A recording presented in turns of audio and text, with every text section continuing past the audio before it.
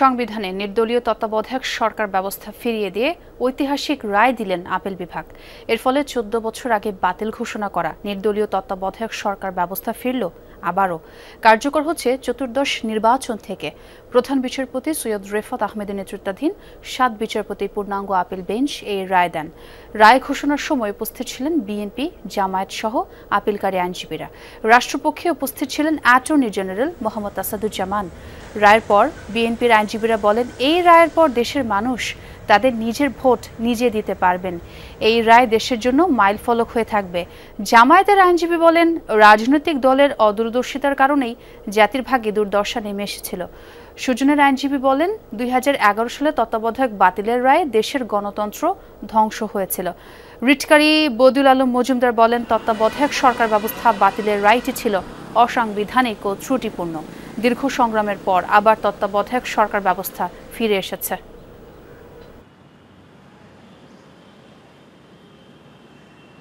আজকের রায়ের ফলে আবার তত্ত্বাবধায়ক ব্যবস্থা ফিরে এসেছে। কবে থেকে কার্যকর হবে? দেশের মানুষ এতদিন যে ভোট দিতে পারে নাই, তারা এখন ভোট দিতে পারবে। মূলত রাজনৈতিক দলের নেতৃবৃন্দের এই অদূরদর্শী আচরণের ফলেই জাতিকে যা খেসারত দিতে হয়েছে, এটা কনসিকুয়েন্স আকারে আমরা আদালতের সামনে তুলে ধরেছিলাম। এখন বর্তমান অন্তর্বর্তীকালীন সরকার একটা নির্বাচন করবেন, তারপরে সংসদ গঠিত হবে। সেই সংসদের মেয়াদ যখন শেষ হবে, তখনই কেবলমাত্র ত্রয়োদশ সংশোধনীর আলোকে একটা তত্ত্বাবধায়ক সরকার ব্যবস্থা গঠনের প্রশ্ন আসবে।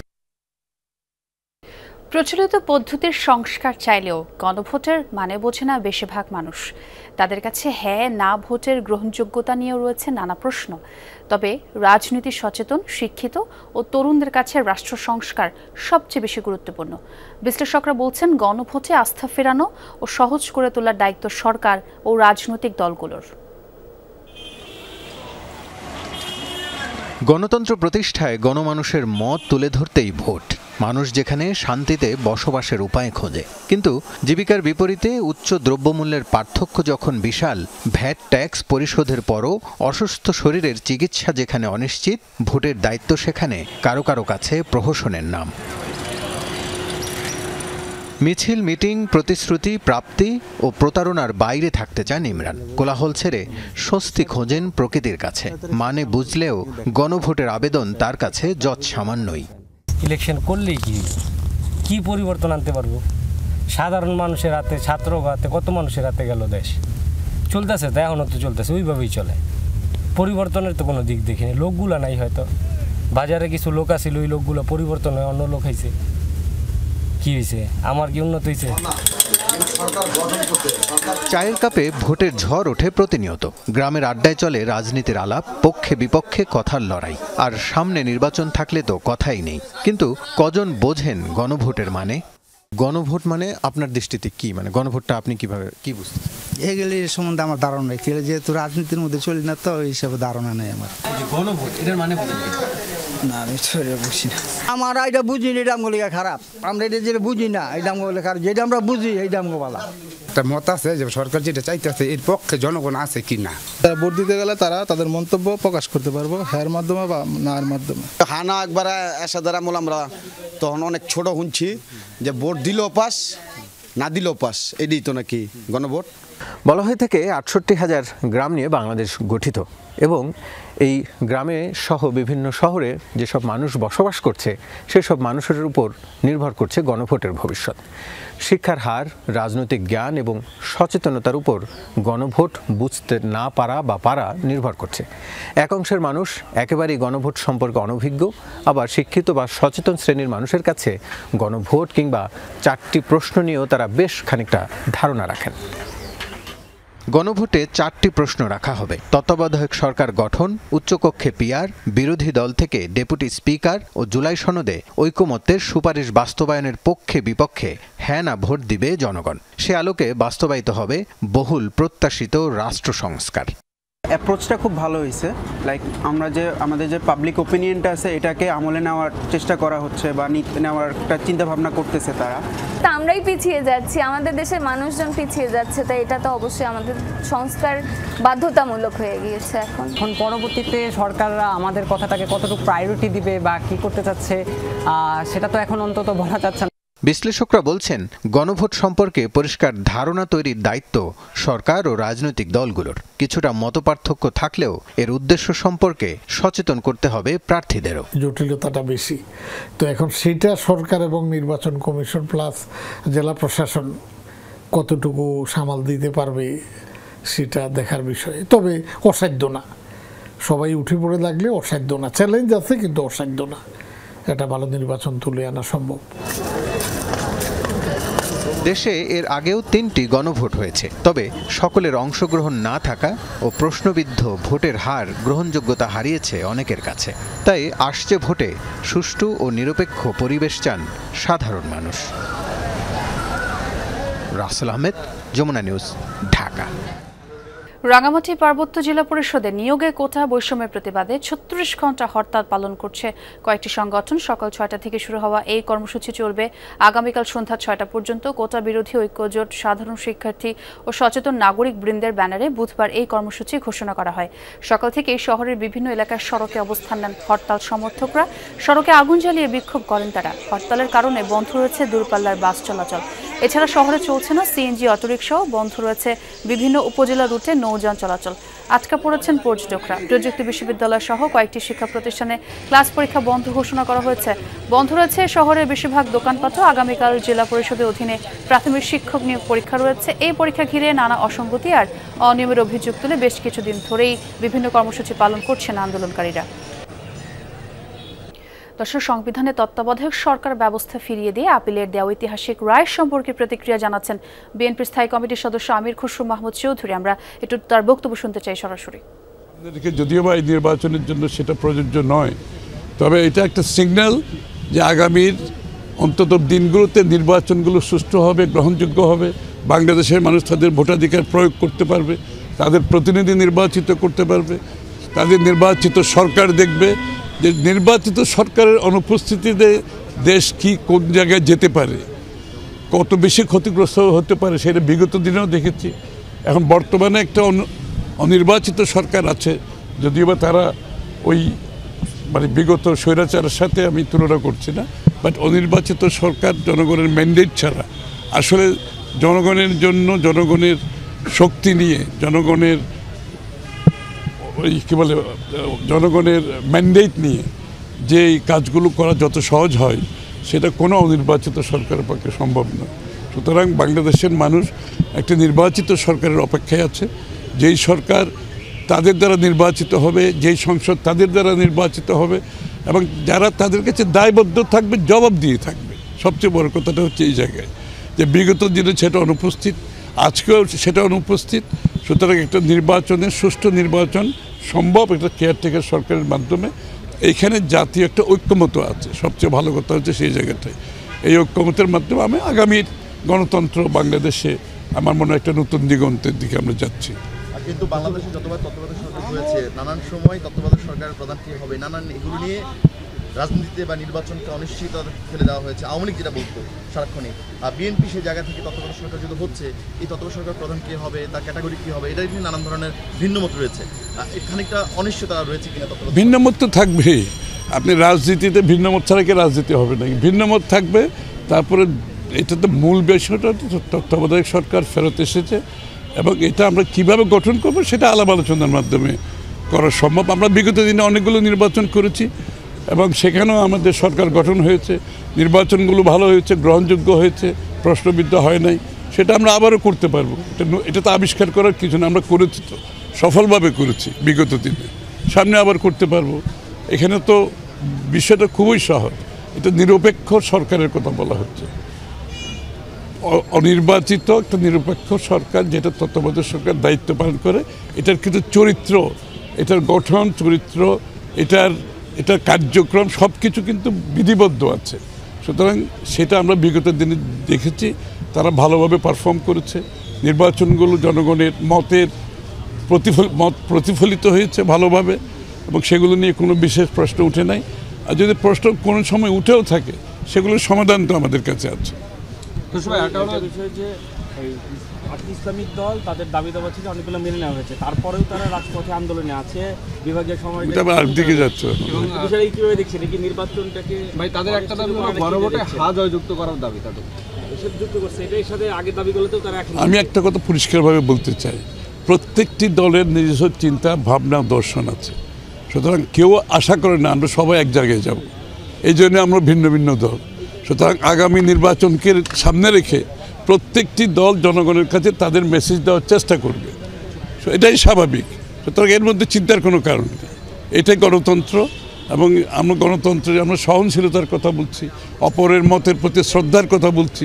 এই সংস্কৃতি পরিবর্তন যদি করে আমরা নতুন সংস্কৃতি সৃষ্টি করতে না পারি, বিগত দিনের যে অপসংস্কৃতি ছিল সেখান থেকে সরে গিয়ে রাজনীতিতে নতুন সংস্কৃতি আনতে না পারি, যেটা বিএনপি চাচ্ছে করার জন্য, বাংলাদেশ জাতীয়তাবাদী দল চাচ্ছে, তারেক রহমান সাহেব চাচ্ছে, সহনশীল, পরস্পরের মতের প্রতি সম্মান জানানো, সহাবস্থান, ভিন্নমত পোষণ করেও আমরা এক জায়গায় থাকতে পারি। জাতীয় দর্শক, সংবিধানে ফিরল তত্ত্বাবধায়ক সরকার ব্যবস্থা, চতুর্দশ সংসদ নির্বাচন থেকে কার্যকর। এই রায় সম্পর্কে ব্রিফ করছেন অ্যাটর্নি জেনারেল মোহাম্মদ আসাদুজ্জামান। আমরা সরাসরি যুক্ত হচ্ছি সেখানে। ওই দিন সাবমিশনে বলেছিলাম আমাদের একটা লিগ্যাল প্রিন্সিপাল আছে, ডক্ট্রিন যেটাকে বলে অ্যাপ্লিকেবিলিটি অফ ল। সুপ্রিম কোর্টের judgment is also a judgment made law under article 111 of the constitution. The law is always prospective unless it is given retrospective effect. Judgment is always retrospective unless it is given prospective effect. তো ওনারা এটাকে prospective effect দিয়েছেন, অর্থাৎ আগামী সংসদ dissolved হওয়ার পরের থেকে এই রায় কার্যকর হবে। ফলে তত্ত্বাবধায়ক সরকার ব্যবস্থা পুনর্বহাল হলো। তত্ত্বাবধায়ক সরকার ব্যবস্থা সংবিধানে 1996 সালে ত্রয়োদশ সংশোধনীর মাধ্যমে আনা হয়েছিল, সেইটাকে সংবিধানের সাথে সাংঘর্ষিক না বলে এটাকে সাংবিধানিক হিসাবেই ঘোষিত হলো।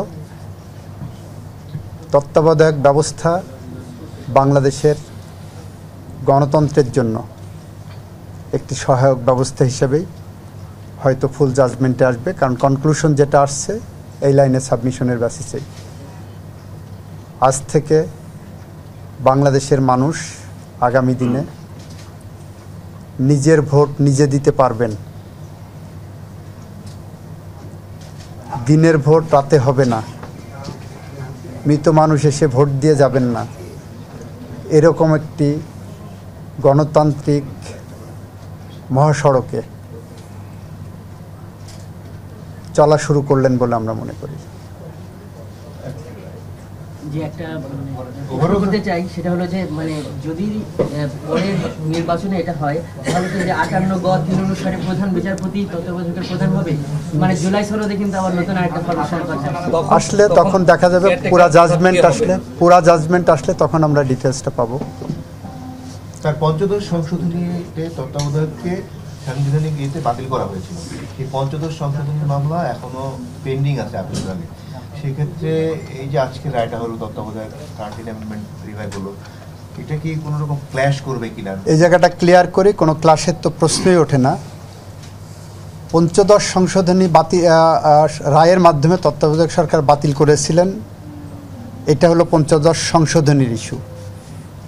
এটা হাইকোর্ট এটাকে অসাংবিধানিক বলেছে অন দ্য গ্রাউন্ড যে এটাই আনা হয়েছিল, এই সংশোধনীটা আনা হয়েছিল অসৎ উদ্দেশ্যে, ম্যালাফাইডনেস। আমাদের একটা আপনারা জানেন যে ম্যালাফাইডনেস ভিসিয়েটস এভরিথিং। ওই রায়টা হাইকোর্ট যেটা দিয়েছেন সেই পার্টটা অ্যাপেলেট ডিভিশনে চ্যালেঞ্জ হয়নি, নাম্বার 1। নাম্বার 2, যদি চ্যালেঞ্জ হয়ও অ্যাপেলেট ডিভিশন বিবেচনা করতে গেলে এই রায়টাকে সবসময় সুপারসিড করবে। This is a review judgement, রিভিউয়ের লিভ গ্রান্ট করে আপিল হয়েছে, this judgement will supersede any other findings. ওইটা অন্য গ্রাউন্ডে পঞ্চদশ সংশোধনীর ওই অ্যামেন্ডমেন্টটাকে হাইকোর্ট ডিভিশন বাতিল করেছেন, ওইটা কিন্তু চ্যালেঞ্জ হয়নি। চ্যালেঞ্জ হয়েছে যেগুলো বাতিল চেয়েছিলেন কিন্তু হয়নি সেই পয়েন্টগুলোতে, নট অন 15th অ্যামেন্ডমেন্ট। এখন তো যে অবস্থা আছে সেই অবস্থায় নির্বাচন হচ্ছে, এই বর্তমান যে নির্বাচন। হ্যাঁ, তত্ত্বাবধায়ক সরকারের ফরমেশনটা কি স্যার হ্যাঁ না ভোটের মাধ্যমে কি নির্ধারিত হবে? না না না, এটা রেস্টোর্ড হয়েছে, রেস্টোর্ড হওয়া মানে, এবং বলে দিয়েছেন অ্যাপিলেট ডিভিশন যেটা, দ্যাট উইল সুপারসিড এভরিথিং। তার মানে পূর্বাবস্থায় ফিরে গেল, পূর্বাবস্থায় ফিরে গেল, এবং এটা কার্যকরী হবে নেক্সট পার্লামেন্ট ডিজলভ হওয়ার পরবর্তী 15 দিনের মধ্যেই যেটা আছে সেই বিধানটা পুনর্বহাল হলো। জুলাই সনদে স্যার তত্ত্বাবধায়ক সরকার ব্যবস্থার যে রূপরেখা সেখানে করা হয়েছে, আগামী ত্রয়োদশ সংসদ নির্বাচন, এটা পার্লামেন্টের কিছু ডিসকাশন তো থাকবে। আমরা যেমন বলেছি, আমরা সাবমিশনের সময় বলেছি, তত্ত্বাবধায়ক সরকার বা সাংবিধানিক কোনো বিধান কোরআন বা বাইবেল না। আমরা বলেছি এই রায়ের মাধ্যমে এমন কিছু আসবে না যেটা কোরআন বা বাইবেলিক হয়ে যাবে।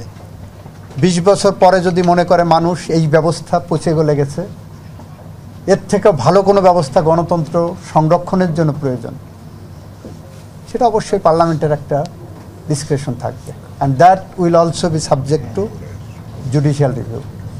স্যার অ্যাপিলেট ডিভিশন তার আগের রায়কে, একই অ্যাপিলেট ডিভিশন তার পূর্বের রায়কে বলছে কলঙ্কিত, ত্রুটিপূর্ণ, একটু ব্যাখ্যা করুন। ওনারা কেন বলেছেন সেটা ওনারা জাজমেন্টের মধ্যে ডিটেলস পাবেন। ত্রুটিপূর্ণ বলেই, কলঙ্কিত বলেই ওই রায়টা বাতিল করা হয়েছে। অনেকগুলো কারণ আমরা দেখিয়েছি, তার একটা কারণ আমরা বলেছিলাম এই রায় লেখার ক্ষেত্রে খায়রুল হক সাহেব সহ তার যারা সহযোগী ছিলেন তারা দণ্ডবিধির 219 ধারায় অপরাধ করেছেন। রায়, আমরা বলেছি রায়টা কি, আমাদের আইনে রায়ের ডেফিনেশনে বলা হচ্ছে যখন প্রোনাউন্স করা হয়, আপনি মুখ দিয়ে যখন বলে ফেললেন এইটা রায়, দ্যাট ইজ দ্য রায়।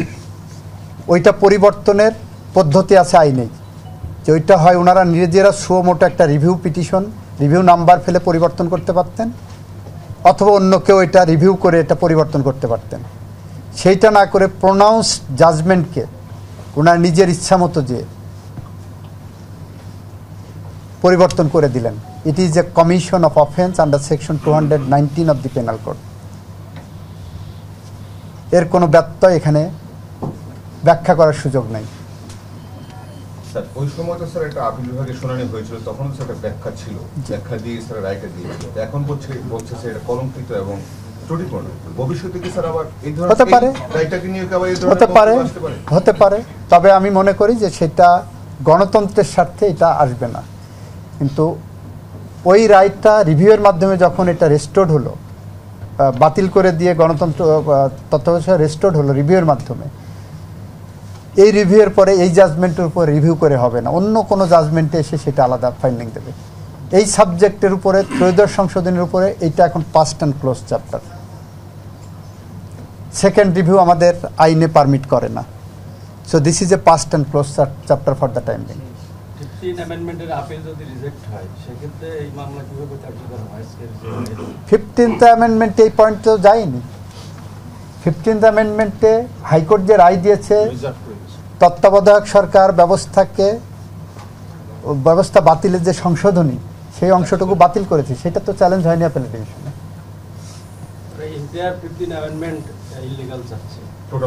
সেটা তো অন্য পয়েন্টগুলোতে, কিন্তু যে পয়েন্টে হাইকোর্ট জাজমেন্ট দিয়ে দিয়েছেন সেই পয়েন্ট তো আর যাদের পক্ষে দিয়েছেন সেই পয়েন্ট তো উপরে চ্যালেঞ্জের সাবজেক্ট না। সেখানে রেজ হবে না। শততম টেস্টে সেঞ্চুরি করা ক্রিকেটারদের এলিট ক্লাবে ঢুকে পড়লেন মুশফিকুর রহিম। গতকাল তৈরি হওয়ার সম্ভাবনাকে বাস্তবে পরিণত করে নিজের 100তম টেস্টের শতক হাঁকানোর দুর্লভ রেকর্ডে ভাগ বসালেন এই ব্যাটার। বিশ্বের 11তম ক্রিকেটার হিসেবে এই কীর্তি গড়লেন মুশি। রেকর্ড 100তম টেস্ট খেলতে নেমে শতক হাঁকানোটা স্বপ্নের মতোই। বিশ্বের 11তম ক্রিকেটার হিসেবে এই কীর্তি গড়লেন মুশি, শরিক হলেন এলিটদের কাতারে। তবে বাংলাদেশের টেস্ট ক্রিকেট আর মুশফিকুর রহিমের রেকর্ডের সম্পর্কটা 20 বছরের, যা শুরুটা সেই 2005 সালের লর্ডসে।